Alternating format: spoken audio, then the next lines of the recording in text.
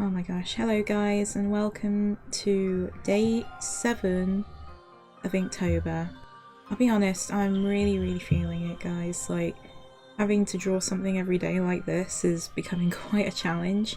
But to be fair, I think I've picked some very strange times to draw, like my schedule has been completely out and not quite what I wanted it to be. So I can't apologise enough to you guys, like if these videos end up being super late, then it's because I'm still learning how to video edit at this point. I've tried to do something a little bit different with the surroundings here. Hopefully it looks a little bit nicer than before. I'll just have to see at this rate because I don't know what it looks like until it's recorded properly. But hopefully that's a bit of an improvement. So what I'm thinking of possibly doing for today is a Chozo Ghost. If you don't know what a Chozo Ghost is, they appear in a video game called Metroid Prime, and Metroid Prime is one of my favourite GameCube games. The Chozo have always fascinated me. Drawing a Chozo Ghost would be really cool. It also has limited colours, so I guess maybe it's a little bit of a shortcut to the usual. Because I've actually drawn a Chozo before, but not as a ghost. It's kind of like my take of the Metroid Prime Chozo statues that you see kind of dotted about the world here and there. Oh wow, I tell you, the concept art is really interesting. It really doesn't look like what it does in the game, but it's still really awesome, I feel. Very cool looking design. I may end up referring to the concept art because it'd be nice to kind of bring back some of the design elements into the drawing that I do here. This will probably end up being another one of those complicated drawings, but now that I've got a bit of time, I can put some time into drawing the Chozo Ghost.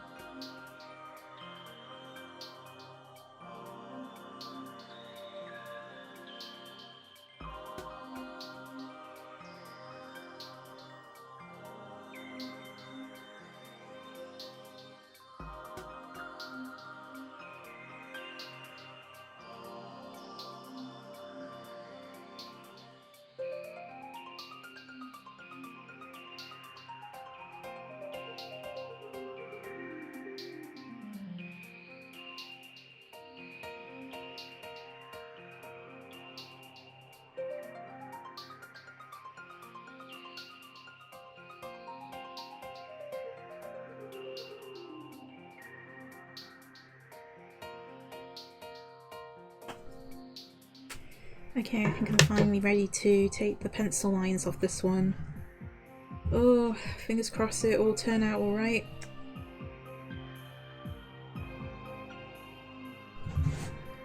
Wow. So here we are, nearly inked. Some lines I feel like it looks like I've actually missed out, but wow, there's a lot of lines going on in this one. A lot of thickness of line that needs to be added. Because I find, I say this I think every video, but every time that I go to add variation of thickness to the line, it just sort of helps contrast everything that's happening a little bit. Because if it's all the same thickness of line, it just sort of blends into each other. You can probably already tell that with the adding of the lines here on this leg. You can already kind of see a difference in comparison to this leg that's in the foreground.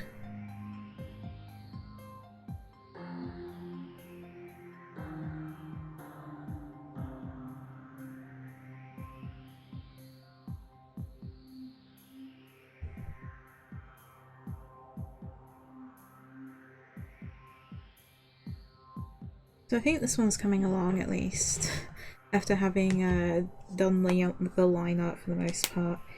We're gonna now start applying some colour to it. So I've got a ultramarine polychromos colour pencil and I've got a cool aqua. I'm beginning to wonder if maybe I still need to use the black, and I may have to use the blender too, to quite possibly blend some of this blue out. Part of me wants to really try and maybe use this purple. I'll keep it out. I doubt I will, but I'll maybe instead of going with the black, because that's what I was looking for. I was trying to look for the black polychromos colour pencil, but sometimes using an actual dark colour that isn't a black could be a good way to add shadow. So these are the colours that I want to use for my markers, and we're going to see how we go with these ones. I think I might actually start colouring with the dark pencil purple that we've got here. See how it goes.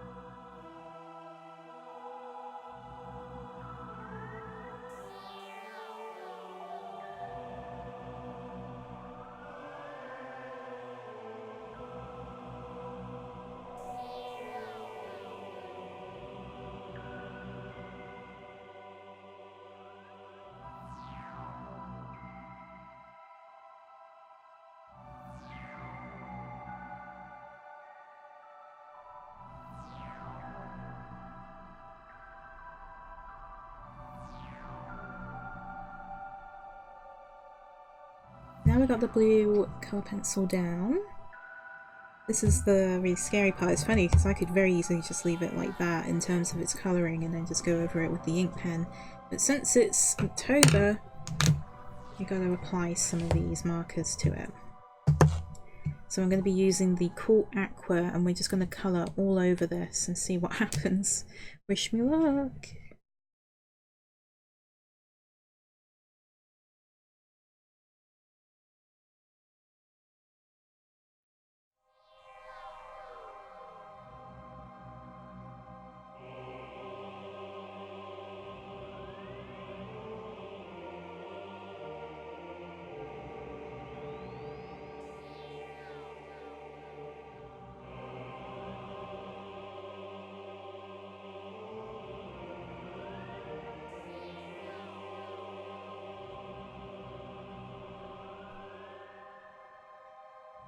Uh-oh. So a mistake has been made. My blender marker probably doesn't really blend as much as it should now, because look at that tip, it's all very, very blackened, possibly from all of the times that I've gone and used it on the black polychromos colour pencil. So yeah, it's a bit of a problem really. I mean, I can still make that white, but it won't be a nice transition from like this light blue to white as I was intending. Another thing that I've just decided to start doing in this drawing is leaving some white gaps in my colouring. So I always make sure that I colour over all of the colour pencil so it's all blended into the alcohol of the marker. But then I go out of my way to leave like a little white line. It's my way of pretty much stopping myself from using the gel pen. Certain areas work better than others, but I've been trying to kind of gradually get it to white. So I think next time I'll try and colour the drawing with the colour pencil with that awareness that I might leave white gaps. Especially when there's an obvious light source like here. This is meant to be a glowing orb, so that means there would technically be more light on the subject. So I didn't really plan for that, sadly, with this one too well, but I can still go over with the gel pen and make a very sort of thick white line around certain areas of the drawing to emphasize the light shining on the character. It's no big deal, but at the same time I think I will in future drawings kind of keep that in mind.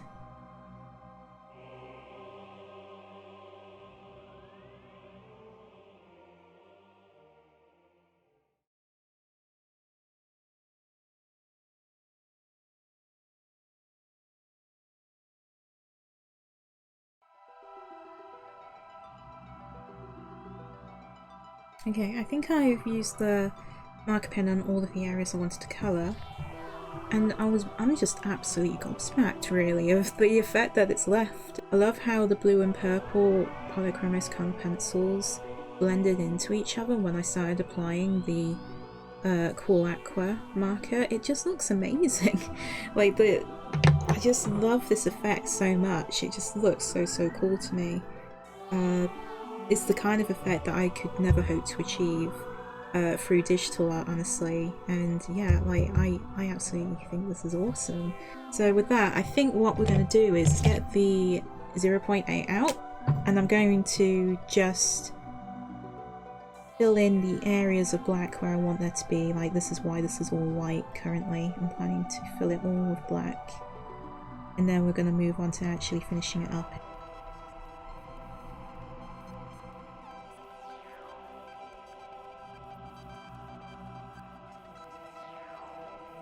I know that we've made a little mistakes here and there, but that's where the white gel pen can come in to correct those issues. Now I plan to use the Uniball Signo Broad white gel pen.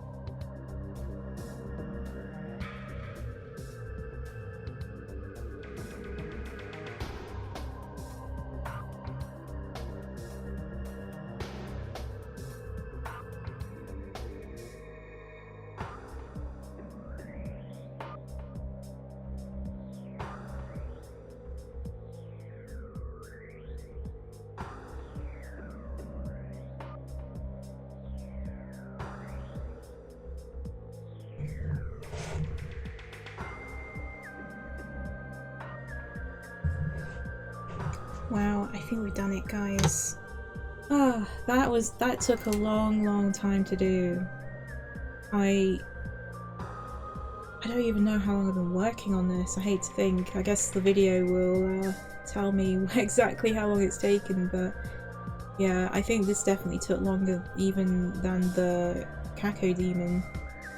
I've got to be easy on myself, I think, and go with an easier one next time. But on the other hand, I absolutely love this. It's cool. I love the Chozo, so I never thought I could actually be able to draw one traditionally like this, and look, there we go, we've actually got one drawn in a sketch pad, inked and coloured. It's just wow. So let me just adjust the camera so you guys can see it a bit better. So there we go, we have the Chozo Ghost finished and done. Again guys, thank you ever so much for sticking with me to the very end on this video. It's taken a little while. Don't know how long it's going to be in edit though, to be fair. But I hope you guys enjoyed it and maybe learned a few things from this video. Do be sure to give me a thumbs up and subscribe to the channel if you want to see more content like this in the future. Be sure to check out my Twitch channel if you're interested in that. It's mostly video games, but yeah, I do some art streams here and there too. Not quite like this, but mostly digital art. But yeah, this is all very exclusive to YouTube at the minute because of the fact that it's Inktober. And I really wanted to dabble into some traditional ink and markers again. But yeah, I hope you guys like it. Let me know what you think of this drawing. Do you think you'll draw yourself a Chozo? If you do, tag me at the DreamTrove on Twitter and I can retweet it. It's really awesome. Like I've always wanted to draw another Chozo. I had drawn a Chozo a while back, but like I say, it was kind of based off the statues in Metroid Prime, but like I've always thought the Chozo Ghost, the concept of them were always really awesome.